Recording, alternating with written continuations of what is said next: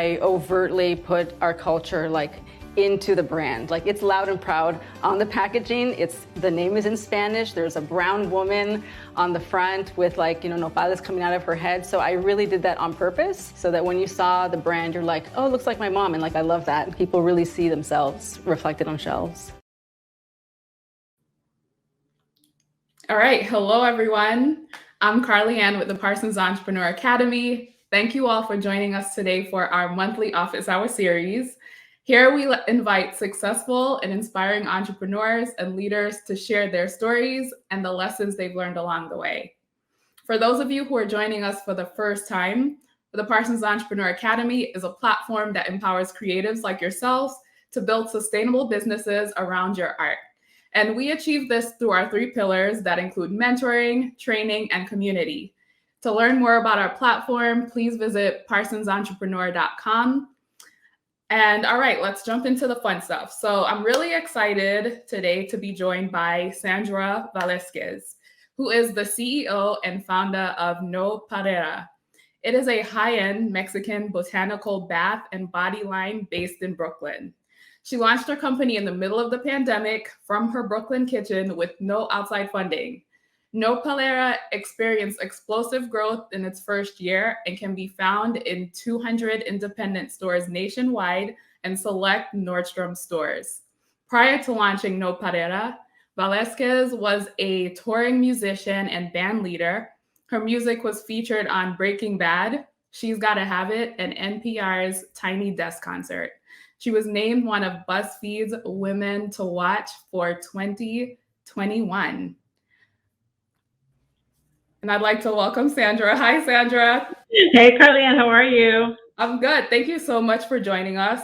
Thank you for having me. I'm really excited to have this conversation with you because your story is so inspiring. So you are a multifaceted, multi-hyphenate creative. So I want to jump into your background a bit.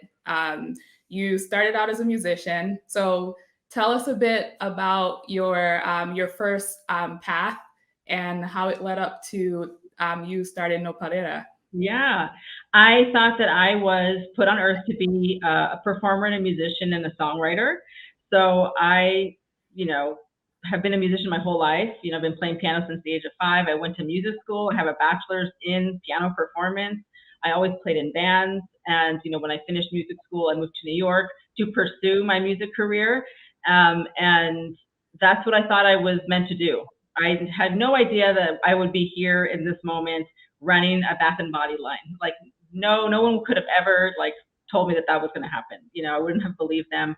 And, but what I realized is that even when I was a musician, I was leading my band Pistolera, which was, I sang in Spanish. It was a Latin band. I was celebrating my culture, telling, our stories, but in a different format. And now I'm continuing that mission, but just with a different paintbrush. So I know it sounds like I jumped from careers, but really I just carried the mission over into a new medium, So now I'm celebrating my culture and telling our stories, but through this brand, through Nopalera.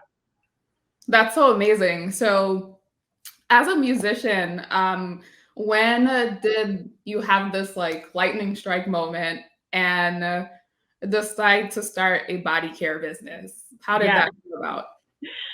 Well, even as a musician, I live in New York City, which is one of the most expensive cities in the United States. Yes. So pretty much everyone that lives in New York has 3 jobs. It's almost impossible to not have 3 jobs. So even as I was a musician, I would, I had success as a musician and had a lot of great opportunities. I always had a day job for health insurance. And so, I worked at Barnard College, which is part of Columbia University, and I worked in the administration side for the dance department. And so then I had the opportunity to change my day job, and I found myself working in sales and distribution in the CPG industry, so for food and beverage brands. And so I started to really understand how sales, how branding, how all of these components work together. And then I lost that job, and then I had this random summer off in the summer of 2019, and I was visiting my parents in San Diego, which is where I'm from, and I was learning, I was like, well, let me like learn how to do something new. I have a daughter, she's now 14. So I was like, we're going to make stuff this summer while I'm figuring out my next move. And so I learned how to make soap. That was like my gateway, right? I learned how to make soap just like from online. And then that led me to discovering Formula Botanica, which is an online skincare formulation school based in the UK. So I enrolled in that program. I just got really kind of like obsessed with like learning how to formulate. And at the same time, because I was working, you know, I had this experience in sales and distribution, like being in stores, I noticed this lack of high-end brands on shelves that really spoke to the consumer and celebrated our culture. So it was like this convergence of things, right, where, you know, your life leads you to this next stage, right? So, you know, just that's where I was in that moment in my life.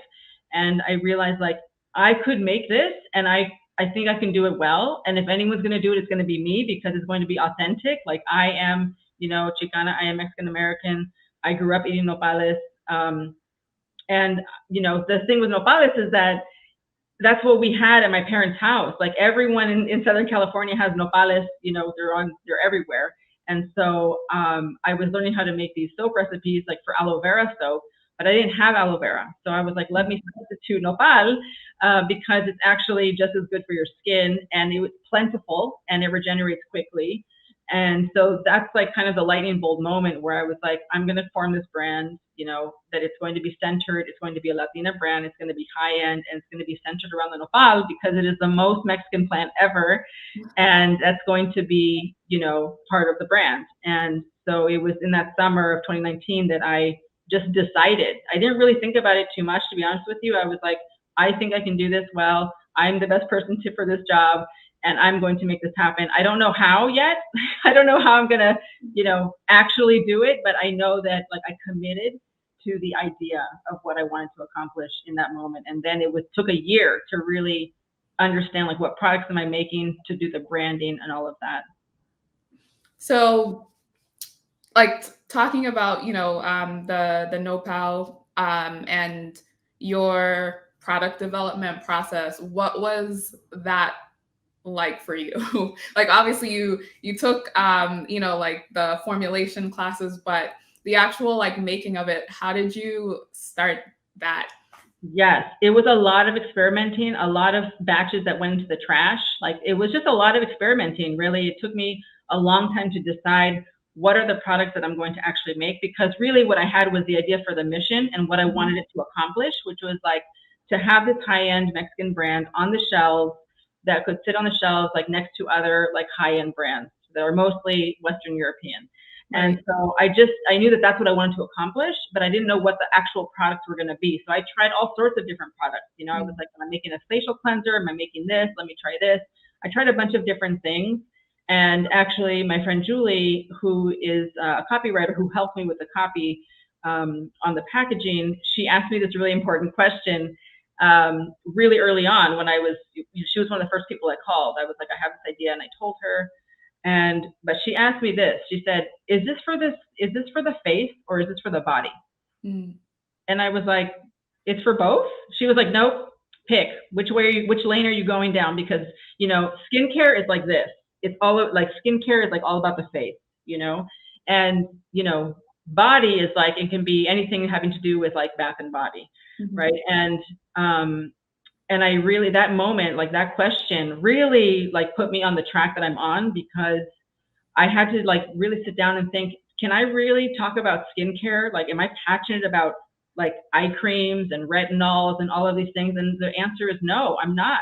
You know, I'm not super passionate about that part of it, right? So bath and body was something that I could really get behind, because I love like the rituals that go along, you know, with bathing.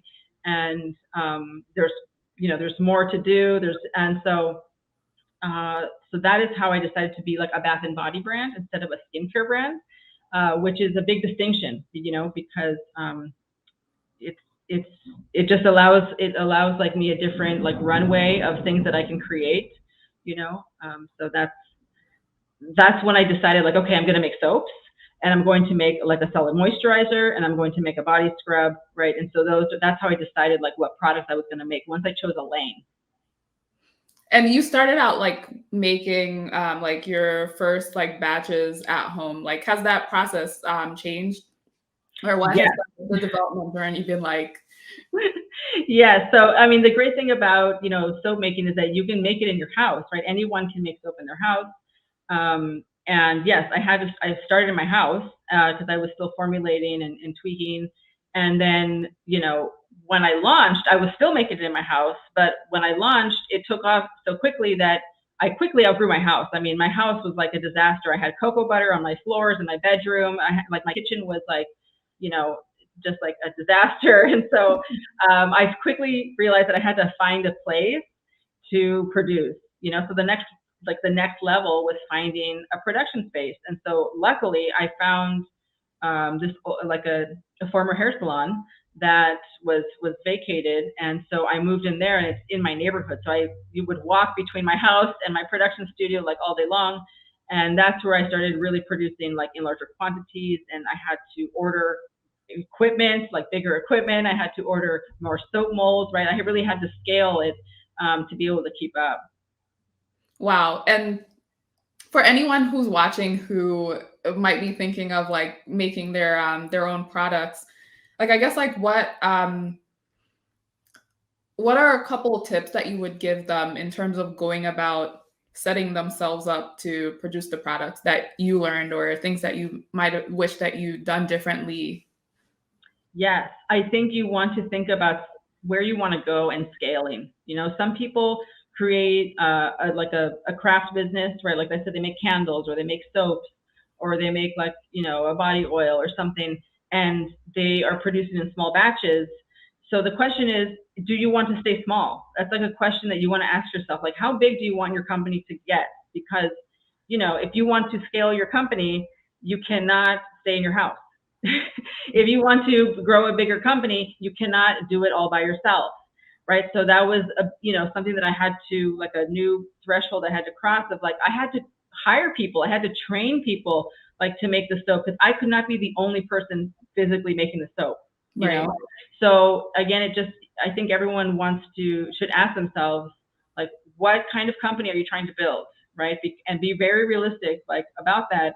Like, how much money are you trying to make with your company, and how many units do you have to sell to make that amount of money? And what does that mean in terms of the amount of space that you need to make this product? Every product is different, right? So candles, are a small product, right? Like soap is a small product, but it's a chemical process, so it's not for kids. So I think everyone should first start with asking themselves, what are you trying to build? And like, where do you want it to be in a year? And how about like 3 years? How does it end? Are you building a lifestyle company, right? Where you're just like, oh, I want to just pay myself and, maybe like a couple other people, and like, we want to keep it small? Or are you trying to build like, an iconic brand? Like, be honest with yourself. I think that's really important. Right. And I guess like staying on the product development piece, so like implementing sustainable practices, like that is a huge part of your ethos. So can you tell us a bit more? You talked about the regenerative nature of the nopal, but like tell us more about how you approach building a brand that thinks about sustainability or impact. Yeah. I know it's like a huge buzzword. Yeah, it's a huge buzzword, and there are a lot of entrepreneurs that are trying to think of ways to have impact. So what was your approach like? Yeah, I mean, for me, that was one of the things I loved about deciding to be a bath and body brand and make soap, because it's soap, and once you're done with it, it's gone. Like, that's it. There's no bottle, and I was trying to, every product that I created, I was like, how can I create this so that it still feels luxurious, but doesn't have all these components that it leaves behind, right? So that was definitely one of it was important for me to launch my moisturizing bar, which is a solid moisturizing bar in a tin. Because most people use lotion that comes in a plastic bottle with a pump. And, by the way, most lotion is like 80% water. So you're just like, have this big bottle of mostly water, and then it's like, it's emulsified with other ingredients to create lotion. So I was like, how can I create, something that still works, right? That still moisturizes your skin, but that is not going to like leave all these things behind, So it was, and that's a challenge for me now because there's other products that I want to make, but I'm like, how can I make this so that it doesn't leave all of these components behind, So I think that's how, I think about it with every product that I'm going to make, and that's it was part of my decision making in creating the products that exist now for Nopalera. Amazing. I think implementing sustainable practices, it's going to look different for everyone. So like what is there like a tip or some point of advice that you would give to an entrepreneur who is thinking about that? Like, how can they build a sustainable business? How can they approach it in a way that's actually achievable? Yes, it is. It really requires you to do like a deep dive into all of your entire supply chain to really understand like where things are coming from. It really requires you to, understand all of your suppliers, and the distance that things are traveling, right? The components are traveling. And I think every product is different, right? So if you're going to make a product, you're going to have a supply chain. So really just doing a deep dive into your supply chain is like, to me, this is the first step, and then if you're working with ingredients, like raw ingredients, like I do, then you want to understand the ingredients as well. Like, is this something that is, there's not much of it in the world, like, you know what I mean? Like there's certain fragrances or, essential oils that are, harder to attain, that require more flowers to make, for example. So it's really it depends on what you're baking, but I would start with your supply chain. All right, so let's shift things a little bit and talk about money, funding. Yes. So there are many ways to fund a business, but tell us how you got started and how you got the funds to start, because it's often like a huge roadblock for a lot of people. Yes, it is. This is like my favorite topic because there's so many taboos around money, and people, all of us have like money baggage, like emotional baggage. Everyone has like different relationship with money. And so we often feel like, I know for me, right, I felt like money was this thing out there that how do I get it? How do I get this money that's out there, in the universe, and like get it to me? And because no one in my family has money, no one in my family is an entrepreneur. I did not have a savings account, I had no outside funding. And so because of my product type, it did allow me to start small, right? Like I could make smaller batches of soap, which meant like less ingredients, which means like less money, right? I started with only 100 soap molds, right? Because I was like, I'm just going to make them in, batches of 100 because that's all I can afford to do. So I had no funding, and by no funding, I mean like no savings account. Like I didn't even have funding for myself, like there was no money. And so what I did was I did it. That's why it took me so long to launch, because it took me a year, because I had to like pay for things in increments, right? Because this whole time I'm working like 3-day jobs actually. So I'm working for, Van Leeuwen Ice Cream, I'm working for Hybar, and I'm also working as like a sales and distribution consultant, like teaching an online class to CPG brands. And so it was like a very intense period of hustle, which I knew was finite. I was like, this is really hard, but it's going to end, because the reason that I'm doing this in hustle is because I need this money to pay off existing credit card debt so that I can have credit card space to order ingredients to launch this brand, So it was this very intense year of, working a lot for other people, and then, paying off my existing debts. And then I also got creative with how to pay off, like how to actually launch the brand. So for example, I did a payment plan with my designer, right? Like people think like, oh my God, branding is so expensive, how can I ever pay it? I'm like, have you ever asked for a payment plan? Don't be shy. Because branding is expensive, and your branding looks amazing. So thank you. Yeah. Yes, and branding is expensive, and my brand, like it's worth every penny because it's what has made the brand. Absolutely. Right. And I knew that was like the first investment that I made was in the branding. Like my designer was the second person that I called when I had this idea. The first person that I called was my friend Julie, who's a copywriter. And so I would just get creative. Like, don't think that you need all the money at the same time. And it also, everyone should like really sit down and write down, like either on a piece of paper or on a spreadsheet, like how much is it going to cost? Like, don't just think like it's expensive. Like, what is the actual number? What is the actual number? Like, what is it going to cost you in ingredients? What is it going to cost you in packaging? What is it going to cost you to build your website? Really look at the actual numbers instead of just getting scared that it's going to be a big number. And then think about like, how can you divide this up, right? Or what are the ways that you can do to spread this money out? You know, I bought like the jars, and then later on I bought the tins, and then later on I paid for the soap boxes. I didn't do it all at once because I didn't have the money, you know? So I think that I want everyone who's listening to really understand that like, if you have this amazing idea, like the money will come to you. Like it will come to you, it will find you. And there is one magical thing that happened to me that helped me, which was, I was a musician, right? So I had this long history of being a musician. And as I was, building Nopalera, I had committed to like the branding and like, buying the components. And I was like, I'm just missing like, I'm missing like $15,000, right? To really like pull this off. And I got this email out of the blue from Scholastic, the book company, right? The educational book company. And they were like, hi, her name is Gail. She's like, hi, I'm Gail from Scholastic. And we're putting together this bilingual educational program for next year. And we'd love to license 4 of your songs for this program.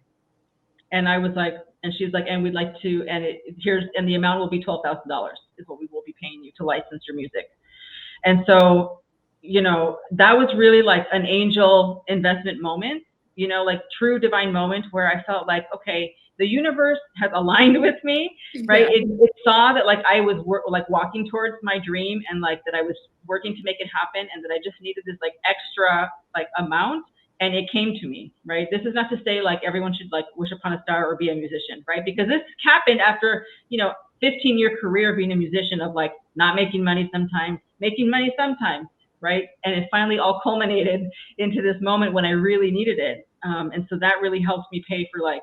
I think it helped me pay for the tins, for my lotion bars or something. And so that little infusion made a huge difference, but it was that in combination with me, like hustling really hard and working 3 jobs and, also like maxing out my own credit cards, to pay for things. Wow, that's amazing. And let's talk about the fact that you launched this and then the pandemic happened like either right away or right after. How did you go about, I guess, like navigating, doing all of this, like in the midst of this, like other external challenge? I know. Because I had committed to launching this brand, when the pandemic happened, it did not occur to me to stop. It didn't occur to me to like, oh, let me rethink this. Maybe now is not a good time. My parents were like, now is not a good time. And I was like, I don't know, really? Like people still need stuff. You know what I mean? So I didn't even give it much thought when the pandemic happened. I was like, the pandemic actually helped me in the sense that there was nothing else to do except stay at home and work. Mm-hmm. So the entire pandemic, I was just like working on my brand, and then I launched the brand, and yes, it was the middle pandemic, but we were all at home still needing chocolate, wine, popcorn, like body scrubs, like all those things we still need, and we weren't going out to get them. So starting like with an online business, like an e-com, I feel like it honestly, it didn't affect me. Like the pandemic did not like harm my launch, because I wasn't a brick and mortar store. You know what I mean? Right. I wasn't trying to open up a brick and mortar store. I started like on Shopify. Hmm. So, I mean, with all of that, and it not affecting you, like, do you mind sharing like how much revenue that you were able to generate in launching in such a short span of time? Yes. So when I first launched Nopalera, there was an article that came out. I was interviewed in Beauty Independent, like for the launch, and I'm quoted in there, like it's in print, me saying like, because she asked me, she's like, how much money do you think you're going to make in year 1? And I was like, I would really like to make $100,000 in year 1. I think that would be awesome. right? And so that was my goal. I was like, and I even did the math. I was like, to make $100,000, I need to make $300 a day. Like that's 30 orders. Like I broke it down. Like how many orders do I need a day to make $100,000 in a year, right? And so I also recommend that to everyone. Like really map it out. Like map out the numbers, right? Don't just like pull them out of the sky. Like really map it out. And so Nopalera is going to surpass $500,000 in sales for year one. Wow. So it was like, it was 5 times. Yeah, it was 5 times what I originally thought and was quoted as saying. And, there's many reasons why it grew so quickly, which I can talk about if you want. But that'd be great. Yeah.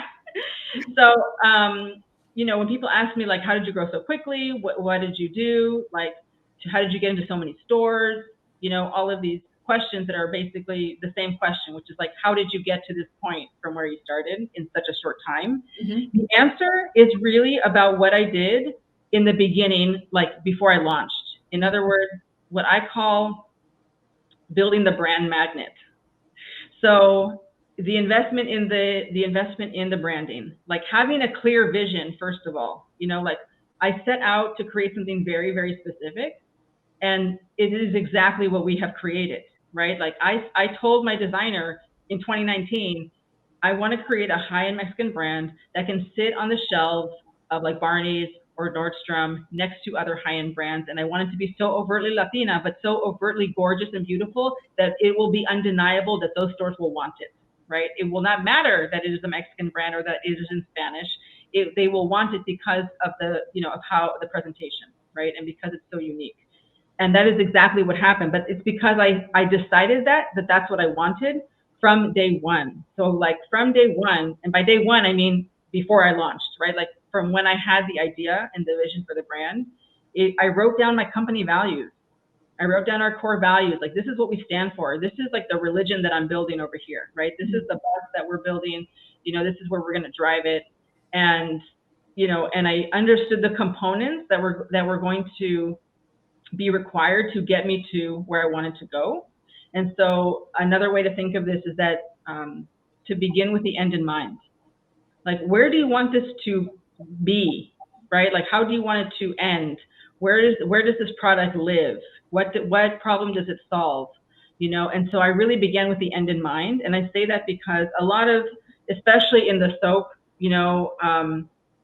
kind of like industry or like, the community, a lot of people start to make stuff because they like to make stuff, right? And the reason I know this so well is because I was a musician for 15 years, Carly-Ann, and I wrote songs because I like to write songs.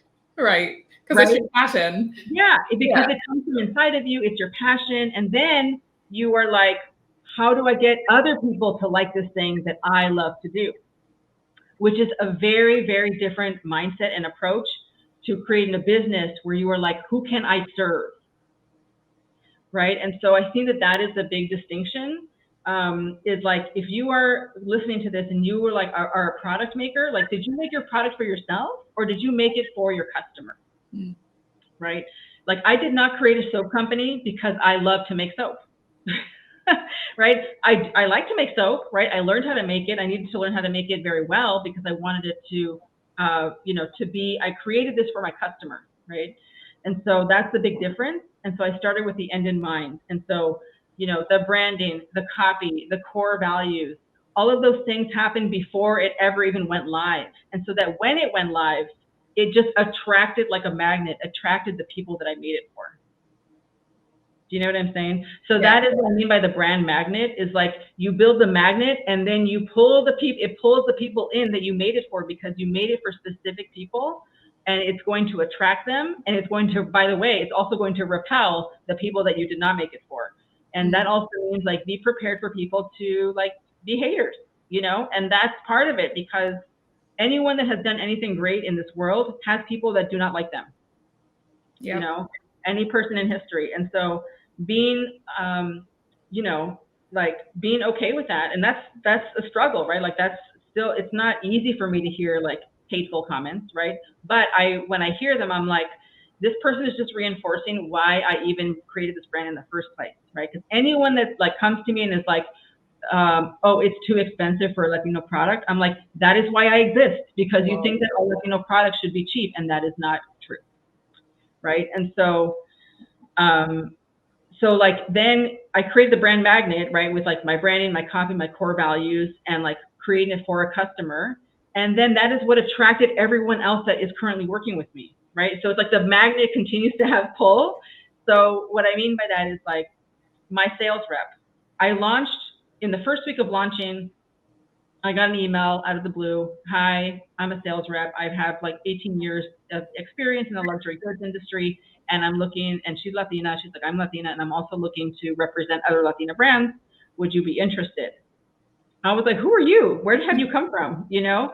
And so that attracted like my sales rep, who is the one that got me into Nordstrom, right? Who is the one that has helped, like, you know, she manages all of the wholesale side, all of the boutiques, right? She got, you know, as in the Box and, you know, the Real, and, you know, all of these other great accounts.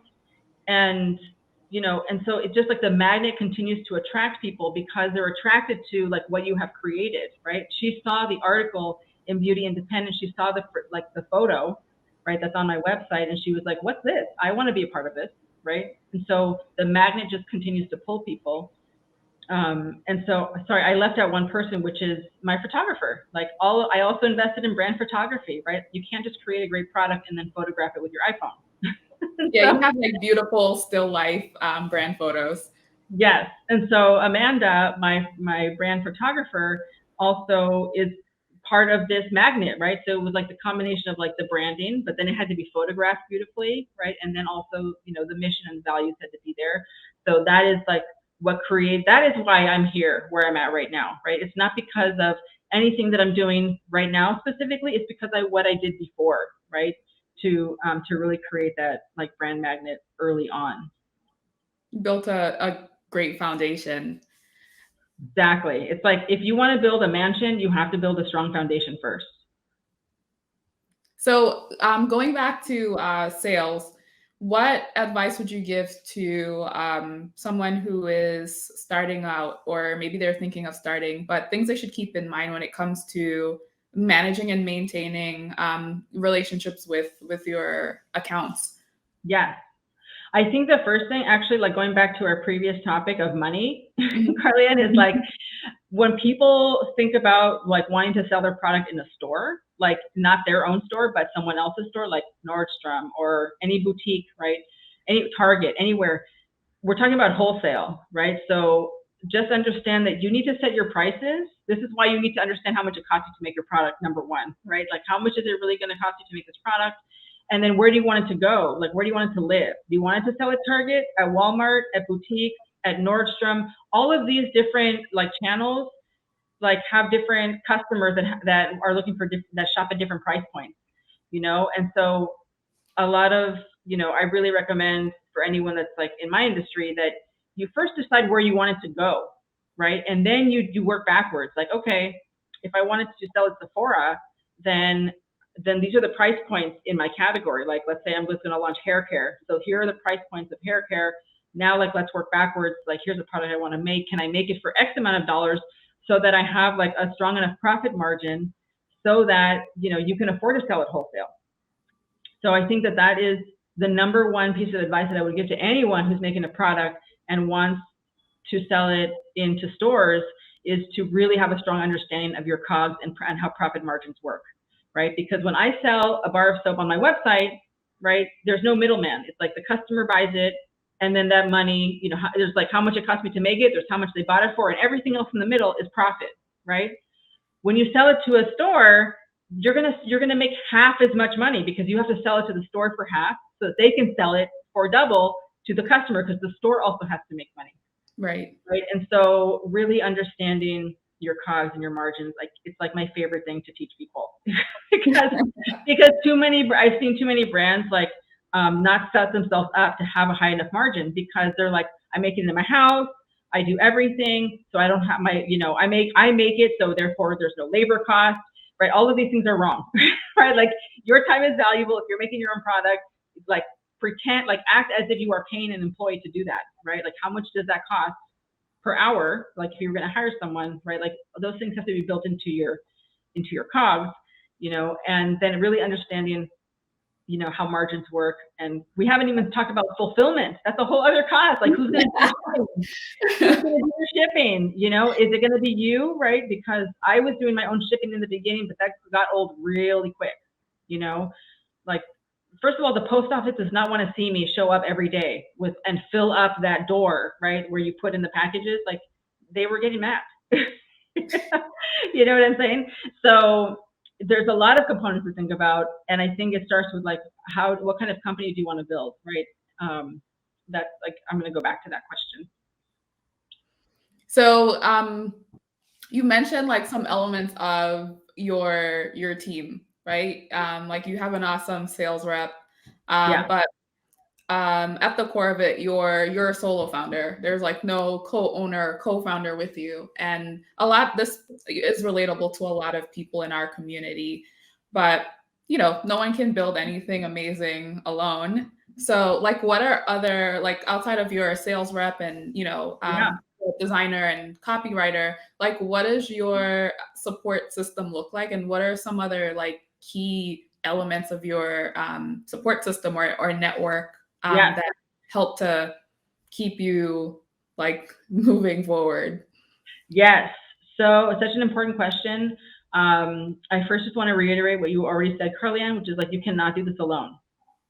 Okay. So if you are out there and you are doing everything yourself, you're making the product, you are doing your taxes, you are ordering the ingredients, and you are doing your own shipping, like that is not sustainable, right? Unless you're trying to be just a really like a side hustle, right? But if we're talking about building like a real business that is like going to be your sole source of income and you know what I mean, then you need a team, right? And it doesn't have to be a huge team. It can be a lean dream team, but you do need people to help you. And I would like encourage everyone to think about the different departments of you running your business. So for example, here's mine, fulfillment, right? I have a fulfillment center. They're, in New York, they have all of our products, like all of our inventory lives there, so that we're paying for storage, we're paying for shipping and handling, so there's like, that's a huge chunk of money that goes to them every month to handle that part of the business. Mm-hmm. And if you don't want to do that, then ask yourself, are you going to be renting out a space, or are you going to hire someone to come and help you do shipping, right? So fulfillment, right? If you are like a product-based business, fulfillment is a huge part of your business. So who is doing that? So I have a fulfillment center. Number two, having like some kind of social media or community manager. Like, who is the person that is like managing, the posting of all your social media accounts? Who is managing the email marketing, right? So I have a social, this is like one of my two employees. I have a community manager. So she, is in charge of, laying out like what the posts are going to be, and sending the emails, right? And anything that has to do with managing the community, which is like your lifeline. So, and I work very closely with her, but she's still, that's her job. Mm-hmm. And then I have an assistant, because, I, as like the founder, am really I need to be able to plan, like, what are we doing in 2022? Like really, like strategize, right, for the company. What are we making next, right? That kind of thing. And I can't do that if I'm stuck like in the weeds with like administrative stuff. So I have an assistant who happens to be my partner, so it works out because he lives with me. So, so he is like my assistant / inventory like manager, right? So someone has to manage the inventory when you have lots of moving parts. Mm-hmm. And so that's another role. Like, are you gonna have an assistant, right? And then who is gonna do your finances? Like, who's gonna manage your books? Because if you're running a business, it's a money machine, right? Like, there's expenses, there's income, there's revenue, there's all sorts of things, and it gets really messy really fast. And so I currently use a platform software called Bench, which is kind of like QuickBooks on steroids. Like, it's similar to QuickBooks in that you funnel in all of your accounts and your credit cards, but it comes with a private bookkeeper that you can talk to like at any time. So I don't use QuickBooks because I don't have the time to like actually go in and categorize every little expense, that's coming in. And so Bench does that for you. And then you can just download reports of like your profit and loss statement, your cash flow, your balance sheet, which you need. So who is doing your books? So that's another question. That's a part of your team. Are you going to have like a fractional CFO, or are you going to just have like your own bookkeeper, like the bookkeeper that you use to file your taxes? Are they going to do your books, or what, right? So I'm kind of, because I'm still so new, I use Bench because it's like, it's kind of a software that's kind of doing the job for me. But I do also now have someone helping me build out like a real budget and a new financial model. And she's a family friend. So finance team, who's doing your finance team, who's on your finance team. And then right now, my biggest strain is like, I feel like the next person I need to hire is like an operations manager. So someone that does the day-to-day, because right now the day-to-day is still very much me, Right. like the minutia of the day-to-day, like the like scheduling the truck, the freight truck to like pick up the Nordstrom order, right? Like making sure like, when are the boxes coming? Do we need to pay that invoice, right? Like really just the day-to-day, that kind of stuff. I'm still very much in the weeds. So I would like to get out of the weeds so that I can focus on growing the company. So that's me in a nutshell. So going back to, well, I want to get to another part of support systems, like mentors, because this is, as a musician, like you're an entrepreneur already, but this is a different type of business that you jumped into. And there a lot of lessons that you learned from all the other jobs that you did, but to like scale it to a point that you've never seen before.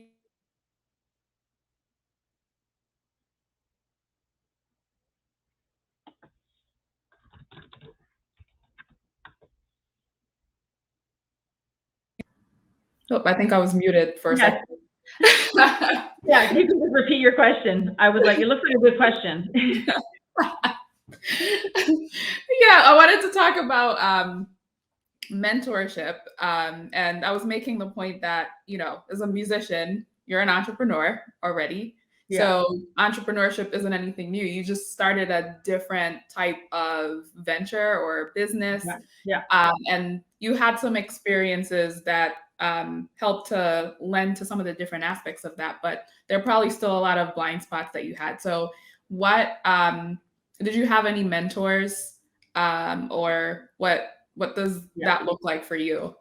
Yes. So for me, one of the best decisions that I made this year was that I joined a mastermind. And I guess, it's called the club. It's not, they don't call it a mastermind, but I don't know how else to explain it. But it's basically a group, an online community of over 2,000. It's mostly women, and it's mostly women of color. So it's really awesome. And I pay a monthly, like membership fee basically to be part of the club. And I knew that what was missing for me was an up-leveled community, because coming from being a musician, I know a lot of musicians, I know a lot of artists, but none of them are like running $1 million businesses.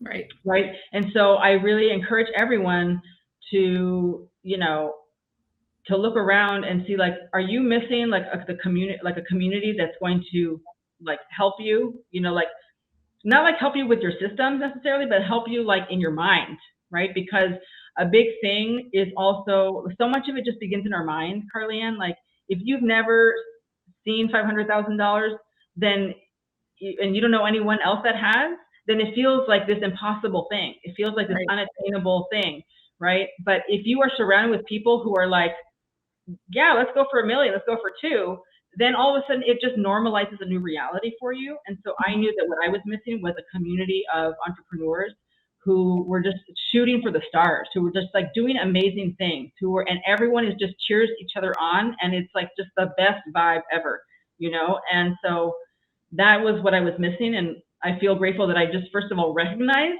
that that's what I was missing, because whatever you need, it's out there, but you have to go and find it. So like if you don't have, like if you don't have money, there's money out there for you, but you need to go and find it. If you don't have community, that community is out there for you. I promise you, like no matter who you are, like they are out there, but you have to go and find them, right? Don't wait for people to come and rescue you. They're not coming. Okay. Like no one's going to come and save us.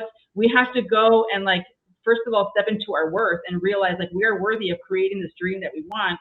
And then go and find the people that are going to be like, hell yes, I'm going to cheer you on. You know what I mean? So I belong to the club. It's run by Rachel Rogers, who was a Black woman from Queens. And she, grew up on government assistance, and she is now a millionaire. And her whole goal in life is to help other like Black and brown women become millionaires like within 3 years. And so that is the vibe of the club, right? And so everyone in there has like a different specialty, a different type of business. It's mostly like service-based businesses. There are a bunch of us that are product-based business, but it doesn't matter. Like I have hired my fellow club members to do, like my lawyer. My lawyer is like, I met her in the club, Amazing. So anything that you need like someone to help you with systems. You need someone to help you with your email marketing, with your ads, with whatever, like they're all there, right? So pretty much anything I need is in the club. So does that answer your question? I feel like I just gave a whole commercial for the club, but I don't know if that was your actual question. Oh yeah, you did. Because I asked about mentorship, and that comes in different forms for different people, right? And I think it's important that you shared this, because there are people, again, who might see that as a roadblock. It's like, oh, well, I don't have the right network, or I don't have this, or I don't know the right people. But you don't know the right people yet. You don't know the right people yet, right? I think that's the thing, is like, I didn't know the right people either, but it was at that moment, right? Like, yes, like they're out there, but you have to go and find them.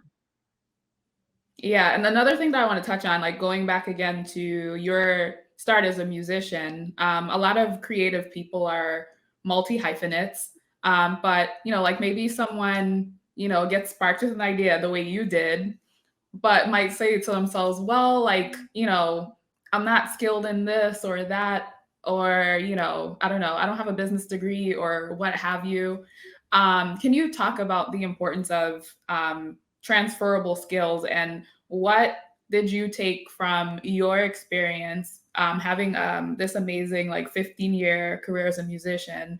Like, what were the core lessons that you were able to take and transfer over into this current business that you're building that's helped you? Yes, I love this question. And the answer is like, it's not common.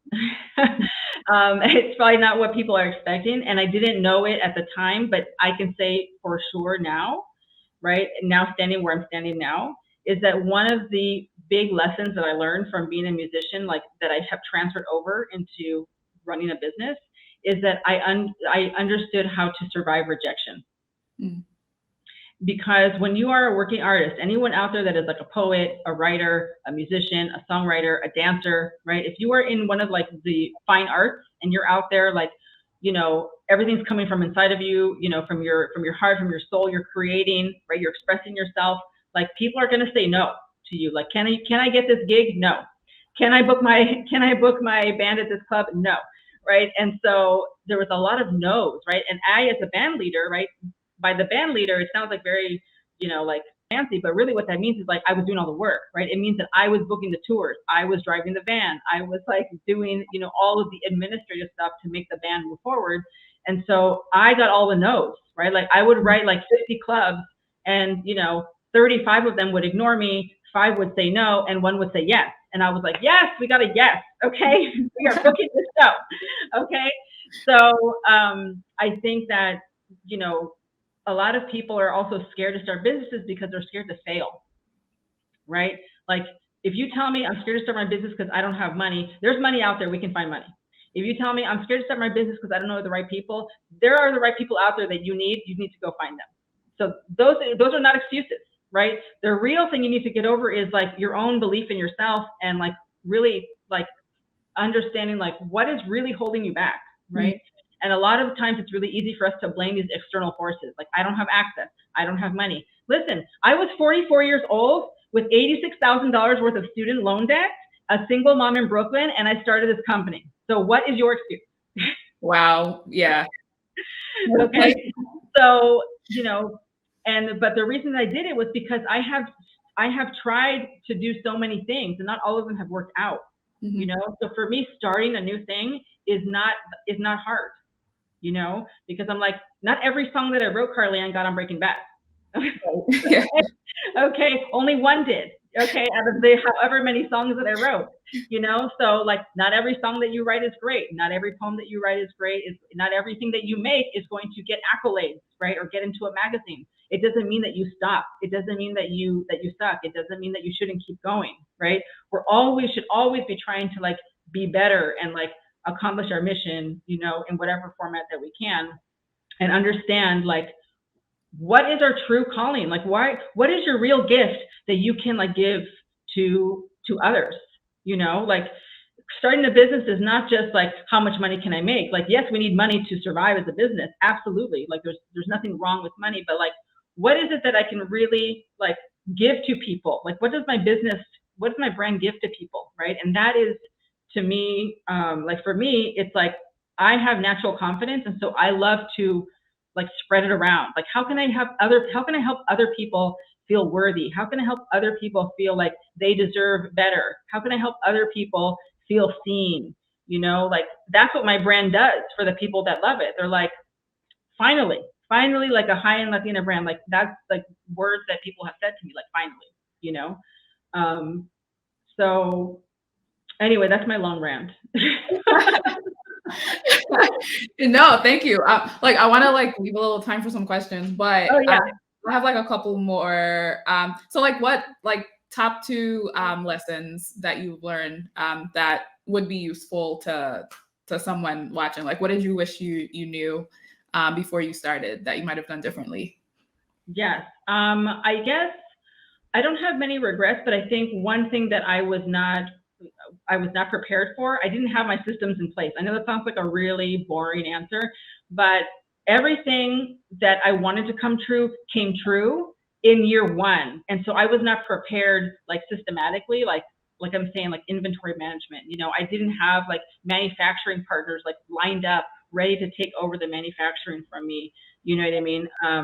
And so those types of things, I was like caught off guard by my own growth, And so it was really stressful because I'm still, even now in this moment, trying to create enough inventory to have like a steady inventory level, right? I've had to like turn off my ads because I was like, I don't want this to sell out, right?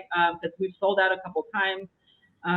So, that also comes with like not having a lot of capital, right? Because if I started with a lot of money, I could have just made a lot of everything and everything would be fine, and like I could have hired people like from day one, but that wasn't the case. So that's part of like not starting with a lot of money, right? Is that you're kind of like building the railroad tracks as you go, right? So that's like the first thing. And the second thing is I think like creating your CEO schedule and protecting your time, because you have to create boundaries for yourself. Otherwise, like if you just hustle and grind yourself to the ground, you will burn out and it will affect your company negatively, So protecting your time. I recently implemented no meeting Mondays. So like if someone asks me for like a Zoom call on Monday, the answer is no. And so I also implemented CEO Fridays, which is still not totally there. Like I still do some work for other people on Fridays, but I'm at least trying, right? I'm trying to like set boundaries for myself.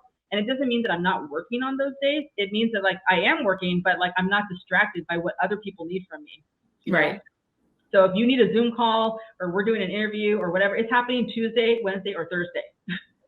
And then the other days, I'm trying to focus on the business. You know what I mean? So I think creating boundaries for yourself is important. Those would be my 2 things. All right. So what's next for Nopalera? Anything coming up that's exciting in the near future? Anything you want to share? Yes, I am just, I'm like dying of excitement because I have all these new things that are going to come out next year, but I can't, they're not ready yet. They're taking a long time, but obviously there'll be new products, but I also want to release some new kind of like merchandise items that go with the product. So I'm going to just show you one. Okay. It's not final, but this is a custom, like made by Mexican artisans. It's a custom copper soap dish. Oh, wow. That it's customized for our soap, right? Mm. So it's meant to fit the soap. So, there's going to be some fun products like that coming out, and I'm hoping, to really also get funding before the end of the year to help us like secure, inventory for like the next year, so that I don't have to stress about like payroll. So that's what I'm really focused on right now, like internally, but externally, there'll be some new fun items coming out. And hopefully more Nordstrom stores, and there are more retail partners, that we're in talks with that I'm not allowed to disclose yet. But there'll be more stores that you guys have heard of that we will be available in next year. All right, amazing. So, like, quickly before we go, like, let everyone know where they can purchase Nopalera, and also where they can follow you.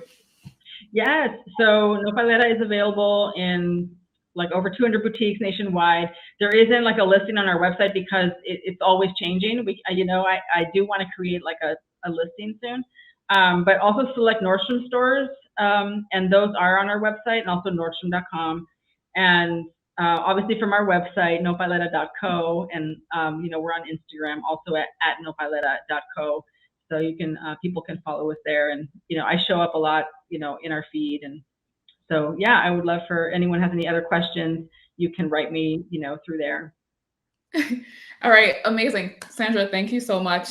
This was such a great conversation. Thanks for being transparent and dropping so many gems. I learned a lot, and I'm sure the audience did as well. So thank you so much for joining us. For everyone who's watching, we'll take a couple of questions. But before, we're gonna drop, so today, because you tuned in, we're gonna give you a code to get 50% off of our creative product development course. That's gonna start next February 3rd.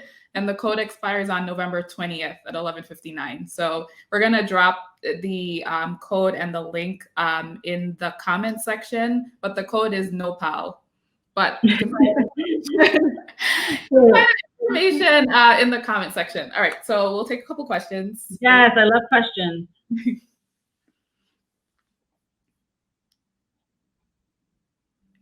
All right, so first question, how did you get noticed so fast? What was your marketing strategy to get noticed? Yes, so this is like what we talked about earlier, like building the brand magnet. So, it has to be something that is noticeable. So I invested in the branding, I invested in product photography, and I invested, in having like a nice website built. And so, then I started to run, I started to do testing with ads. And that was another thing, is like, I didn't mention this earlier, but when I launched to an email list of 800 people, which I had accumulated like about 4 months prior to even launching, because I started to run ads with just the logo, with like the, what this brand was about. And it drove people to a landing page to like enter their email address. And I said, like, we will let you know when we launch, in the fall. And so when I launched to an email list. And so the way that the algorithm works is that once you have 100 people take an action on your page, which, by the way, you have to install your Facebook pixel and all of that, then it can go and find you 100 more people like those people. So then it just starts to snowball. So I really started from the beginning, like running ads, like very targeted ads, right? I wasn't serving the ads to everyone. I was serving the ads to my customer, to where the cities that I knew that they live, like for the interests that I knew that they had and the things that they cared about. And so I served it to a very niche audience, and then it just snowballed.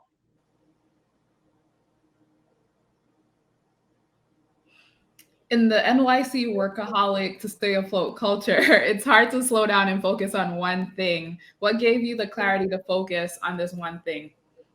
Yes, New York is a total grind.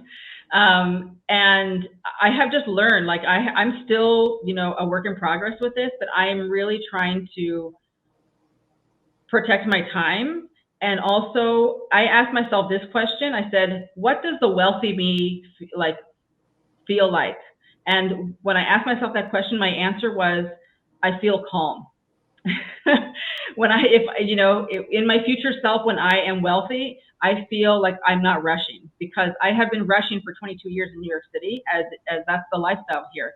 But I realized that if you want to be that person later, you have to start acting like that person now, right? So it's otherwise known as like, be her now. Like, who is that future you, and what kind of behaviors do they have, and can you start behaving that way now? So for me, it was like, I'm not going to rush. I'm not going to rush for the train. I'm not going to rush to the computer. I'm not going to rush to that meeting. Like, I'm not going to rush. And so it makes me like just do one thing at a time.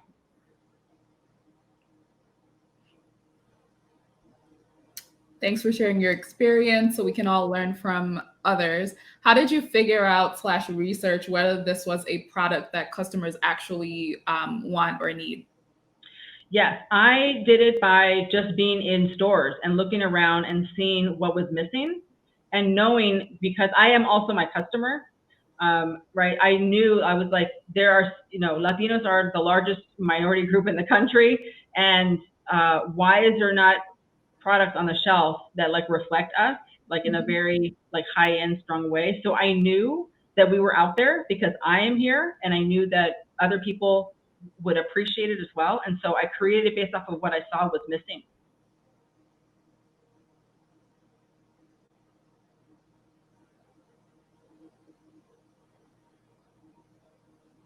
So does that mean you had a website / social media before the product? Yes, I had a landing page. Actually, I didn't have my website yet. I had a landing page which was designed by my designer, which was just one page with the logo that just had like a field to enter your email address. And I was running ads that drove people to that landing page, right? And I also had, my social media, which had 0 followers, right, when I started, and I didn't have any. I don't think I had any, like I would have to scroll back to my very first post on Instagram, but I didn't have anything to post yet. So all I had were like renders, you know what I mean? Like I didn't have real photography of my product. I had renders from my designer and I posted those, right? Like, here's what's coming. Here's what it's gonna look like, so I started with what I had.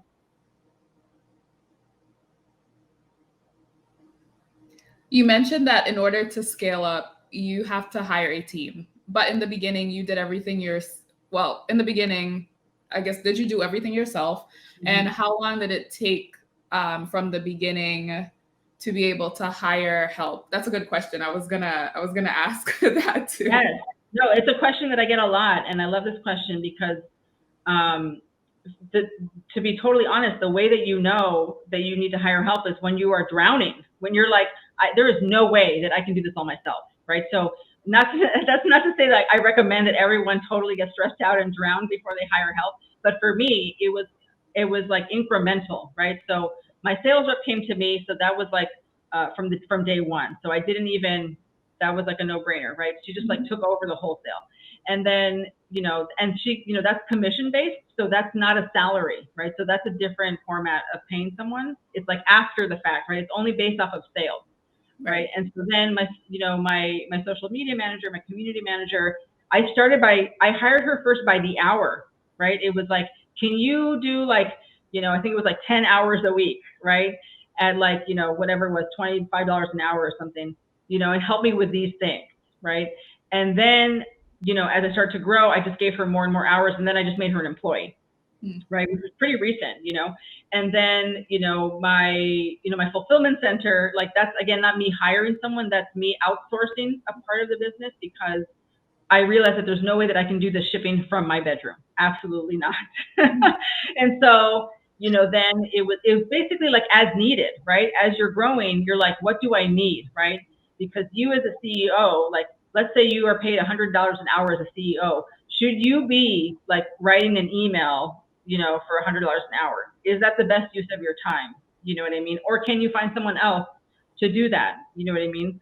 So I think it depends on your business, and you don't need to start from like day one, like hiring like a big team, right? It depends on your product and what you're trying to accomplish. But like really look around and think about like, what do I need?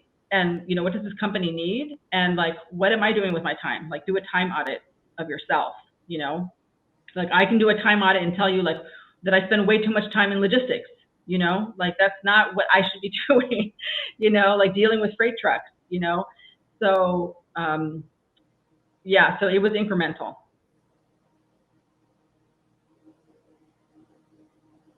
Would you recommend a CPG company to begin in DTC or wholesale? I mean, DTC is great because your margins are higher, and again, like please remember, anyone that's like thinking about wholesale, you're making half as much money, if not less.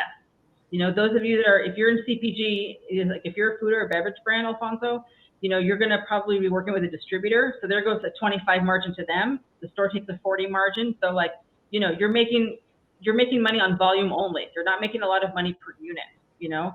So just keep that in mind for anyone that's in CPG, that, you know, I teach a class on this, right? So I'm very well versed in like CPG sales and distribution.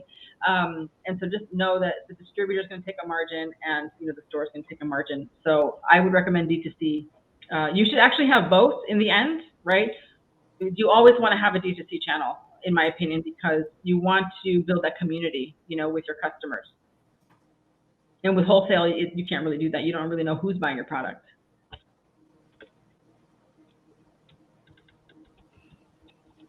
Wait, I have a quick follow-up question before I read the last one. Oh, it disappeared. Like on the wholesale piece, Yeah. especially with this is in relation to like the physical store. Yeah. Like, yes, the what you make off of it is going to be less than going direct to consumer. But like, can you talk about what the strategic benefits are of, you know, like being in a Nordstrom? Yeah. So I mean, really, you want to, again, like from the beginning, like what kind of product are you building and for whom, and where do you want it to live, right? Like I, from the beginning, specifically said, I'm not building a brand so that I can sell it on Etsy. I'm not building a brand so that I can sell it at Target. I'm building a high-end brand that's going to sit on the shelves of Barney's. Like, those were my words, right? I've never even been to Barney's.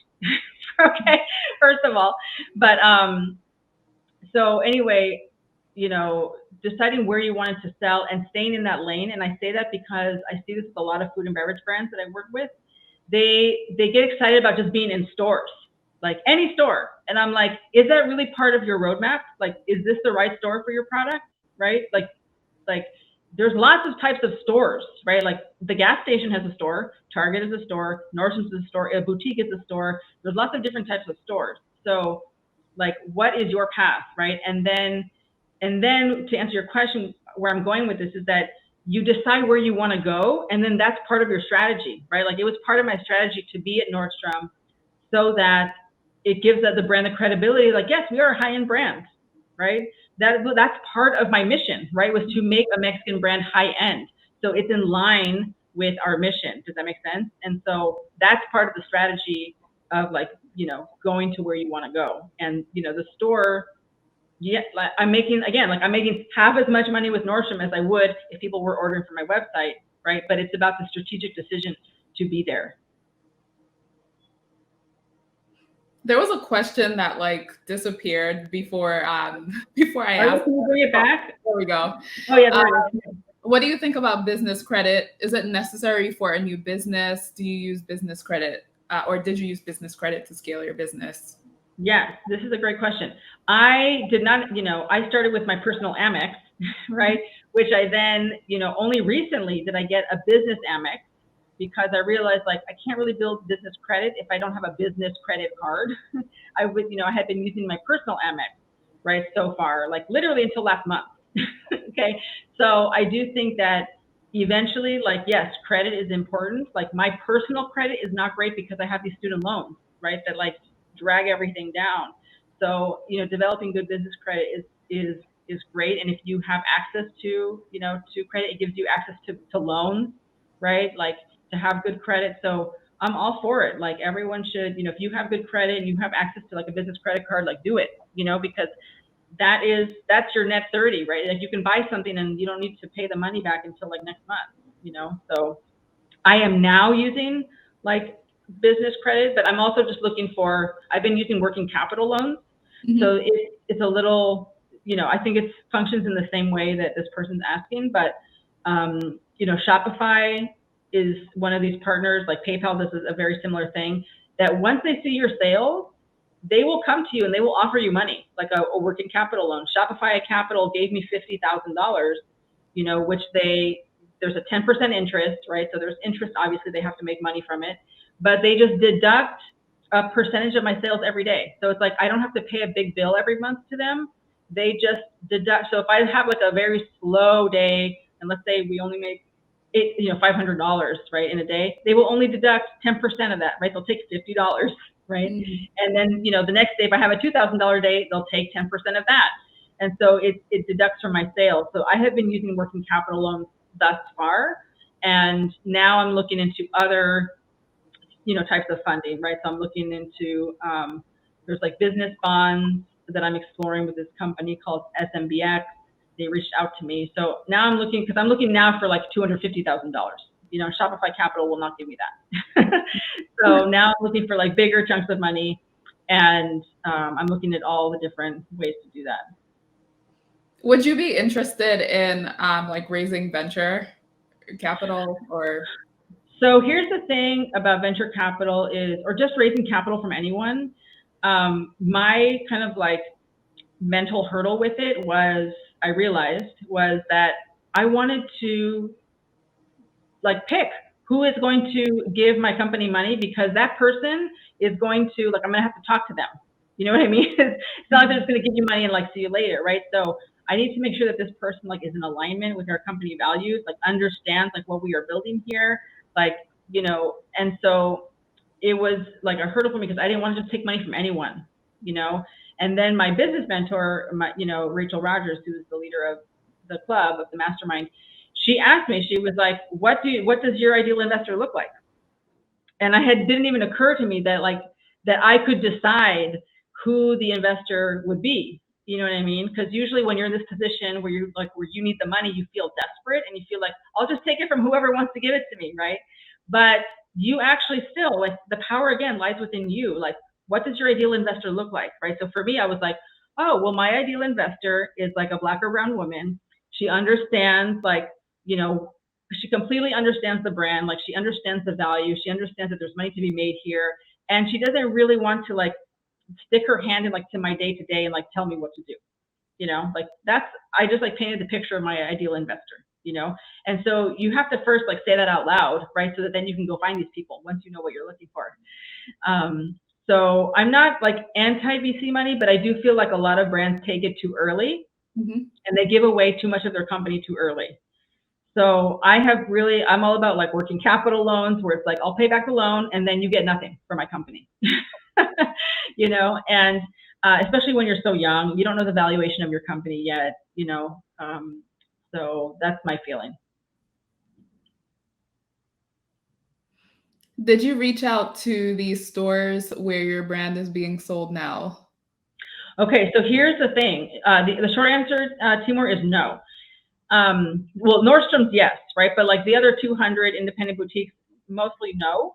And here's why. Because the same ads that I was running on Facebook and Instagram, mostly Instagram, right? It's Facebook and Instagram is the same thing.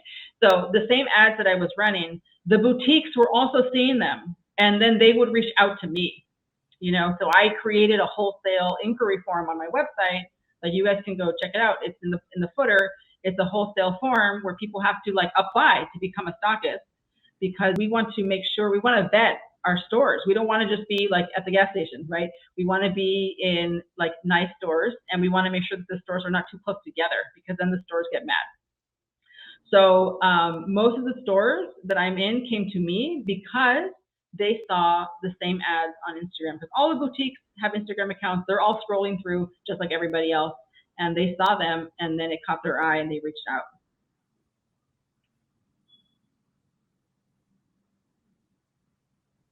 Why and how did you decide to make a separate second trademark? A separate second trademark. I'm not sure what you mean.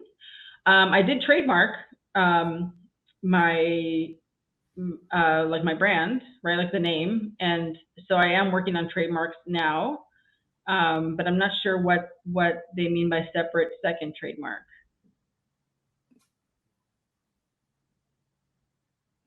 Okay, maybe they'll come back, or Okay. maybe they'll clarify. Okay. All right. Do you recommend selling products at craft fairs? Did you participate in craft fairs or wholesale fairs? Yes, I didn't. I never sold at any fair. I initially thought I was going to, but I never ended up doing that. I think that like any type of like farmers market or fair is like great if you're trying to get like feedback from customers. Like is this a good product? Do people like the way that this smells or the way that this tastes? I feel like those types of live events are a great way to get immediate feedback, right? I think they're really useful for that. But doing fairs, that's its own like laborious thing, right? Like you are creating a booth, you're like packing up your car, you're setting it up, you're tearing it down. So I know a lot of like makers that do those. It's not really for me because I intentionally like set out to build like a premium brand, and those are not usually found at those fairs. But wholesale fairs, if by that you mean like a trade show, then that's a separate topic, because I did just participate in my first trade show in September, and it was really, really lucrative. Like we got a lot of new accounts interested and some bigger ones as well. So trade shows can be great, but again, like it's only as great as your brand, right? Like just going to the fair in itself does not necessarily mean that you're going to yield like a return. It still has to be something that people are going to go, wow, when they look at your brand. Yeah, with trade shows, there are times where people go and they spend money on a booth and nothing happens.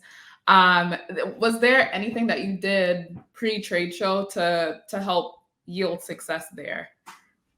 I mean, no, we didn't really have to do anything because the work is already done, right? The work, again, was done in 2019, right? When we branded the product and we took pictures of it, that's the work that has carried us to now, right? Like I can't like stress that enough, that there's nothing that we're doing now about the product that is making it like, turn into what it is right now. Like the work was before, when we built the foundation. All right. Did you file patents for your formulas? So no, patents are really hard to get and are really expensive. And there's a lot of, I actually have a friend of mine who is like a patent lawyer for cosmetics, and everyone's trying to file their patents for their different formulations.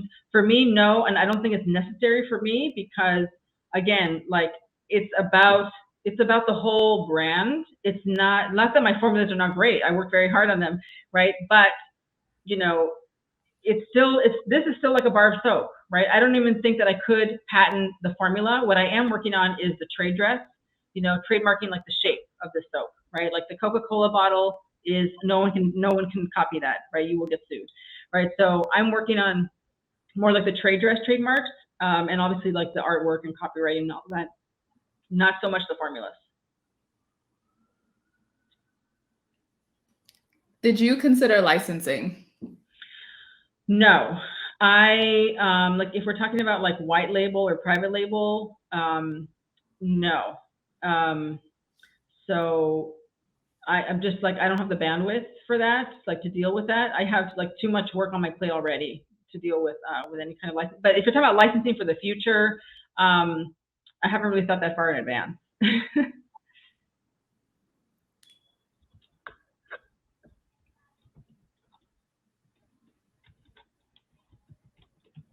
In your entrepreneurial journey, how often did you realize that your creative background was an asset and not a liability? I think that how often, it wasn't so much about how often, it was just more that I had that realization, like, wow, everything that I have done up until this point in my life is like serving me now. And I actually want to say that that's true for anybody, like whatever you have done in your life, like it is going to somehow serve you in the next thing that you do in your life, even though you can't see it yet. I promise you that it will, right? Like I was a college administrator for like 17 years. I worked in an office at a computer, and then that helped me. Like I took that like, kind of like skill set, and I used it like as a sales rep, and now I use it as a founder, like being able to organize data, and everything that you do can serve you, somehow. And I don't really think of anything as like a liability. I just think of like opportunities, and I always am working to improve, myself in areas where I feel like I could improve. That doesn't mean that everyone should be good at everything, because that's not even really possible.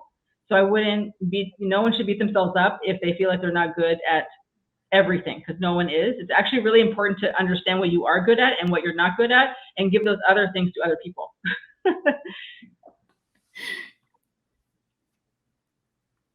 Did you ever doubt yourself? I only ask because every day I have to talk myself out of doubting myself. For better or for worse, am really hard-headed. So I, I like once I decide I'm going to do something, I, I go and do it, right? And so again, for better or for worse, it's like that means that I have made a lot of mistakes in my life because I've like gone forward with doing things, and later I was like, that wasn't such a great idea. But the benefit to that is that I like starting something new is actually the least hard part for me, right? Like for a lot of people, starting is really hard. So for me, starting something new is not hard, right? So that's like a blessing of mine, right? And so I actually did not doubt myself, because at that point I was like, everything that I have gone through and done in my life has prepared me to do this now. I'm like, I understand, how to be a leader because I was a band leader. I understand how to get rejected because I was a musician. I understand sales and marketing because I worked in groceries. Like I understand the importance of branding because I worked for brands. And so everything led me to this point of like, I know how to do this. Does this mean I know how to do everything? No, but I knew that I had enough to like launch this brand. So And I would, anyone that has like negative self-talk, I would just put Post-it notes around your house, like put a journal next to your bed, and like write all of the things that you want to believe that you are, because your brain will believe whatever you tell it. Like it does not know the difference between like right or wrong. It just believes whatever you tell it. So like tell yourself new things, about yourself, about your life, and it will believe it and it will act accordingly. yeah, I love this question because there was a similar question that I had that I didn't get a chance to ask you, and I think it was really powerful when you said that like your parents asked like, is this the right time, and you said there is no right time. And I know like there are a lot of people who hesitate a lot to start because they think about all these moving parts in their lives. But like you're a musician, like you're a mom, and you started this business, there was a pandemic, and you just like started anyway. So is there any like additional like parting advice for people who might be juggling all those things and they keep thinking, oh, like I'll do it next year because there's so much going on right now, or this is not the right time? Like what would you say to them, some parting words to just... Yeah. There's a couple things I would say. I would say, like focus on the outcome. What is it that you want? And like be super honest with yourself. Like what is it that you want? Like, and write it down and read it every day. This is what I want. This is what I'm working towards. Like for me, and I'm just going to be, again, I love being transparent. Like what I want is to like live in nature in my geodome house and like be a digital nomad. That's what I want. Like, that's it. Like, I want the wealth of time. I want the wealth of time, right? And so, and nature. And so, so every day, like I work towards that, right? Like I tell myself, like, this is what I want, right? And this is what I'm working towards. Everything that I'm doing, right now is me working towards that. Obviously you have to enjoy the journey, right? But so I think being really, really clear about what you want and making sure that it's what you want and it's not what other people want for you. It's not what you think you're supposed to want, right? So, write it down. Like I'm a big proponent of like writing everything down. So that's the first thing, is like being really clear on what you want, and then stepping into the worth that you deserve that thing that you want, right? Like if you told me, Carly-Ann, what I want is I want to own an island and I want to open a dance studio, then great. That's what you want. You know what I mean? And you are allowed to want that and you deserve that, right? We're so conditioned to think like we somehow need to like suffer and struggle to get the things that we want. And it's just not necessary, like first decide what you want and then figure out like, how can I get there, And then the second thing I would say, like parting words of advice, is like surround yourself with people that are like cheering you on. If you are surrounded by people that are like, it's not a good idea, Carly-Ann. Now is not the right time, Carly-Ann. How will you find the money, Carly-Ann? Then, that's all you're hearing, right? So get rid of those people. Go find new people, and find new people that are going to be like, yeah, that sounds awesome. Like, let's do that, or like, how can I help you do that? Or like, what do you need? What's the first step? And because again, your brain will just believe whatever you tell it, and this is how so many of us get stuck in our bubbles and in our cycles, because we're just hanging out with the same people in the same like bubble, making the same money, and we can't even see outside of that, right? Like and I'm speaking like from experience, because that was me, right? It used to be me that was like, I worked my easy day job, and I was like, this is what I'm supposed to do because I need health insurance. And I'm just, I should just be grateful that I have this day job that allows me to be a working musician. And I just couldn't even imagine that I could have more, or that I could have a different life, because everyone around me was pretty much doing the same thing, So it's like, go hang out with different people, find different people that are doing amazing things, and it will change your life. And that's hopefully like what Parsons is also doing, like by bringing entrepreneurs together, that they're connecting and seeing like what's possible, So I think those would be my 2 things. All right. Well, I'll go find some people that own some islands. Okay. They exist. Wait, sorry, I missed that. I was just saying that they exist. There are people out there that own islands, right? Oh, so, for sure. But thank you so much. This was such an amazing conversation and such an amazing and inspiring story. I'll repeat that again. Thanks for joining us, and thanks for really like being open and sharing all of this knowledge with our audience. And thank you everyone for tuning in. Check out Sandra and Nopalera on her website. The link should be in the chat, and add them on social media. And you'll also like find the code NOPAL to get 50% off our creative product development course that expires in 2 days. So check out all that information in the comment section. All right, see you all thank you on the Entrepreneur Academy Network. Bye. Bye.